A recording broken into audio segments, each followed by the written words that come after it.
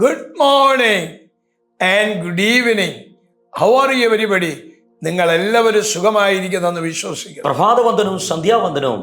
Hope you all are doing well. നിങ്ങളുടെ ജീവിതത്തിൽ ശത്രു കടന്നു വരുന്ന ചില വാതിലുകൾ നിങ്ങൾ അടച്ചു വയ്ക്കുക. And you have to close some open doors where the enemy entered to your life. ഇന്നത്തെ നമ്മുടെ subject close open doors. And today's our subject, close open doors.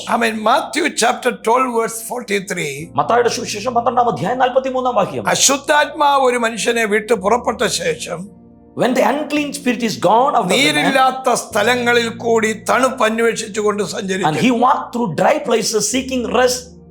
എപ്പോഴും ശത്രു മറ്റുള്ളവരെ തകർക്കാൻ ഏത് വഴി കയറാം എന്ന് പ്ലാൻ ചെയ്തുകൊണ്ടിരിക്കും. Always the enemy is trying to enter into others' life to destroy them. ശത്രു പ്രവർത്തിക്കാൻ സാധ്യതയുള്ള വാതിലുകളെ നമ്മൾ അടയ്ക്കുക. And we have to close all the open doors where the enemy try to enter into our life. What do we mean when we say open door?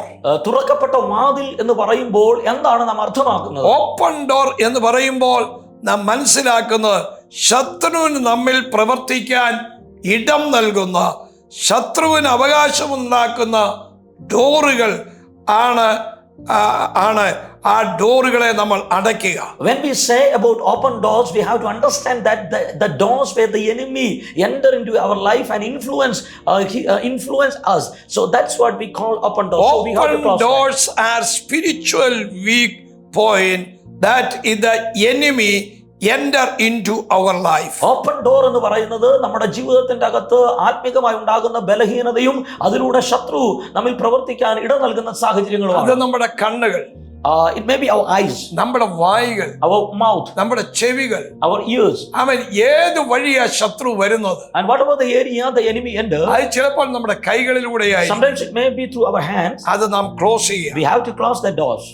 നമ്മുടെ ബന്ധങ്ങൾ, Our relationship, ശത്രുവിന് വാതിലായി മാറാം. sometimes our relationship may be an open door for the enemy. Some connections ശത്രുവിന് വാതിലായി മാറാം. Some connection may be an open door for the നമ്മുടെ enemy. കണ്ണുകളും കാതുകളും അത് ശത്രുവിന്റെ വാതിലുകളാകാം. Sometimes our eyes and ears be an open door for the enemy. നമ്മുടെ mouth വാതിലുകളാകാം. Sometimes our mouth be an open door for ചില the enemy. അവസരത്തിൽ state of being കോപത്തിലൂടെ അത് വാതിലുകളായി മാറാം. And sometimes that state of being like anger become an open door for the enemy. നിങ്ങളുടെ ജീവിതത്തിലേക്ക് ശത്രു കയറാനുള്ള പഴുതുകൾ, അത് പക, പിണക്കം, വിദ്വേഷം, കയ്പ്,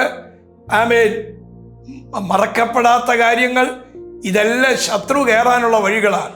And in your life there are certain areas, if you have revenge, vengeance and unforgiveness and in unforgiveness, sin, so these are the open doors the enemy try to enter into your life. ആ ശത്രു കയറുന്ന എല്ലാ വഴിയും കണ്ടുപിടിക്കുക.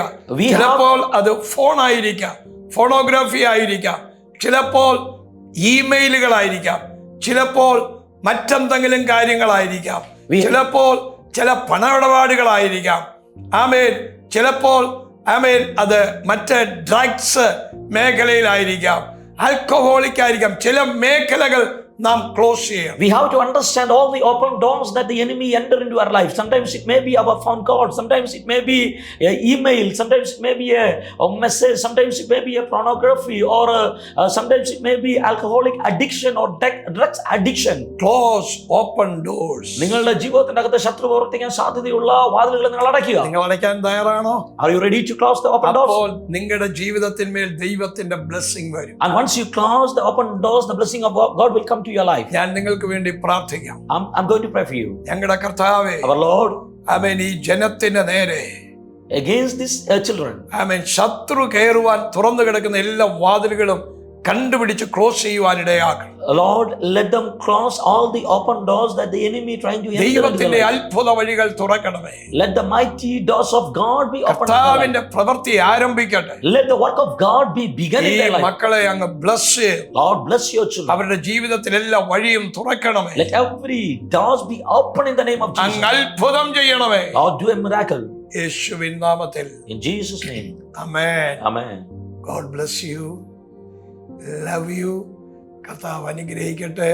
ഈ October മാസം 15 മുതൽ ഒരു ബൈബിൾ സ്കൂള് ഇവിടെ ആരംഭിക്കുന്നു. 1 മന്ത് പ്രോഗ്രാം വെച്ചാണ്. താല്പര്യമുള്ള എല്ലാവരും ഇയർലിയായി രജിസ്റ്റർ ചെയ്യുക. കർത്താവ് അനുഗ്രഹിക്കട്ടെ. God bless you. In this October 15 onwards, we are starting a Bible school over here. So every month, we are going to conduct classes for 30 days. And if you are interested for the school, you can register your name. God bless you.